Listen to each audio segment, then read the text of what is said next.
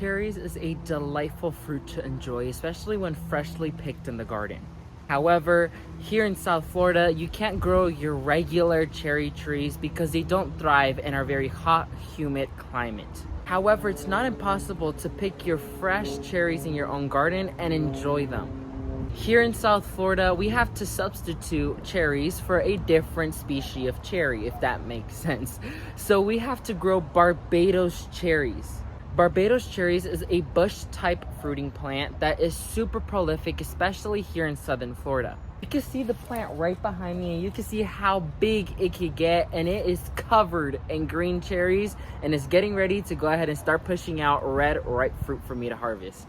So if you're new into permaculture or you want to go ahead and grow your own food in your very own backyard, let me go ahead and teach you everything you need to learn on how to grow and care for Barbados cherries.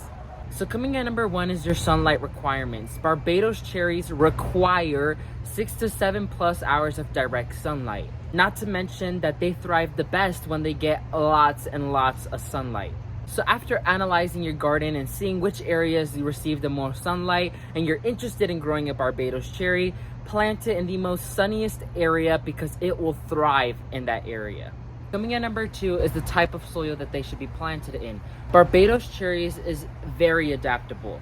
Here in South Florida, we have very sandy soil, very poor fertile soil, and they are thriving in our soil type. They just require wall drainage and a little bit of moisture to be retained in the soil, and they will thrive perfectly fine in your area. Barbados cherry has been found to be also container friendly, so if you don't have the space to plant it directly into the ground or into your landscape and you could only work with containers, Barbados cherry is the perfect container plant. Coming at number 3 is watering. So Barbados cherries, not to mention, love humid areas, or in other words, subtropical to tropical areas. I've noticed that Barbados cherries, out of all the tropical fruit trees, is one of the most drought tolerant plants out there. Now, if you are growing it in Florida or a subtropical or tropical area, you can water it at least 1 or 2 times a week, or probably never. I've never had to give excess water to my Barbados cherry because of the constant humidity and rainfall we receive here in South Florida. However, if you're interested in planting it in an area that does tend to get more drier and you do have drought issues, then I would recommend watering it about 3 to 4 times a week if you don't have any rainfall whatsoever. So make sure you go ahead and properly hydrate your plant. Coming at number 4 is the feeding or fertilizing for the Barbados cherry.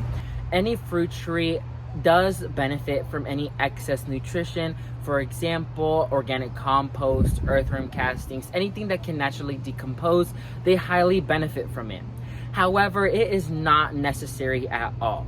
I've noticed that Barbados cherries thrive in sandy soil, and sandy soil is not fertile at all, and I'm not giving it any excess fertilizer, any excess nutrition other than the decomposing fruit I don't get to.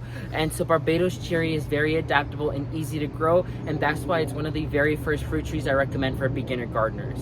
Coming at number 5, which is really important, is pruning. Barbados cherries get huge. You can see the plant behind me and it's starting to spill into my neighbor's side, and it's getting super tall.